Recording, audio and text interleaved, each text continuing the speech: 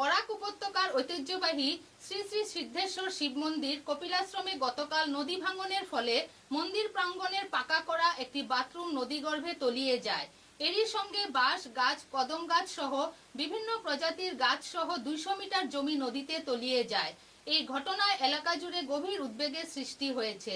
ভবিষ্যতে যাতে নদী ভাঙনের কারণে মন্দিরের জমি কিংবা কোনো স্থাপনা ক্ষতিগ্রস্ত না হয় সে বিষয়ে প্রয়োজনীয় ব্যবস্থা গ্রহণের দাবি জানিয়েছেন মন্দির পরিচালনা সমিতির সম্পাদক সুজন ভট্টাচার্য সহ সকল কর্মকর্তারা।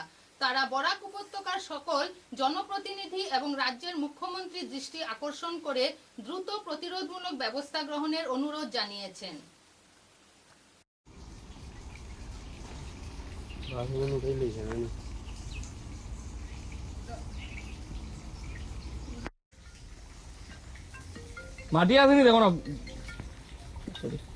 গতকাল ভয়ঙ্কর বৃষ্টিপাতের ফলে আমাদের মন্দিরের একাংশ ধসে গিয়েছে।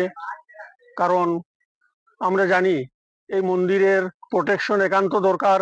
গতিকে সনাতনী ভাই বোনদের কাছে আমার একান্ত অনুরোধ, আপনারা মন্দিরে আসুন এবং কিভাবে কি করলে আমাদের এই মন্দির রক্ষা পাবে সে বিষয়ে একটু দৃষ্টিপাত করুন, এটাই আমার আবেদন থাকলো। আমি বিশেষভাবে আমাদের এই বরাক ভ্যালি অঞ্চলের জনপ্রতিনিধিদেরকে একান্ত বিনম্র অনুরোধ জানাচ্ছি, আপনারা সবাই আসুন যাতে আমরা সবাই মিলে এই আমাদের অতি প্রাচীন মন্দির সিদ্ধেশ্বর শিব মন্দিরকে আর কোনো অঘটন থেকে রক্ষা করতে পারি সেদিকে দৃষ্টিপাত করার জন্য। কারণ গতকাল অবিরাম বর্ষণের ফলে ল্যান্ডস্লাইড বরাক নদীর তীরে আপনারা সবাই জানেন আমাদের এই মন্দির অবস্থিত। গতিকে একাংশ আমাদের টয়লেট, ওয়াশরুম এটা ভেসে গিয়েছে। গতিকে আর বিশেষ যাতে কোনো ক্ষতি না হয় সনাতনী ভাই বোনদের কাছে একান্ত অনুরোধ, আপনারা সবাই এদিকে একটু দৃষ্টিপাত করুন।